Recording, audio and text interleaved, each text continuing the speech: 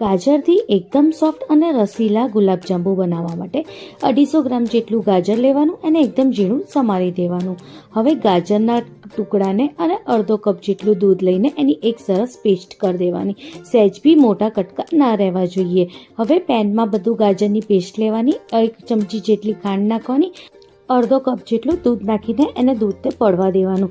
દૂધ બળવા આવે એટલે અડધો કપ જેટલી આપણે સોજી અને 4 ચમચી જેટલું મિલ્ક પાવડર નાખવાનું. બધાને સરસ રીતે મિક્સ કરીને આવી રીતે એક ડો રેડી કરી દેવાનું અને સાઈડમાં મૂકી દેવાનું. 1 કપ જેટલી ખાંડ અને 1 કપ જેટલું પાણી નાખીને ચાસણી એક ઉભરો આવે ત્યાં સુધી તૈયાર કરી દેવાની અને ગેસને બંધ કરી દેવાનું. હવે ડોને આપણે સરસ રીતે મસળીને આવી રીતે નાના નાના એના બોલ રેડી કરવાના.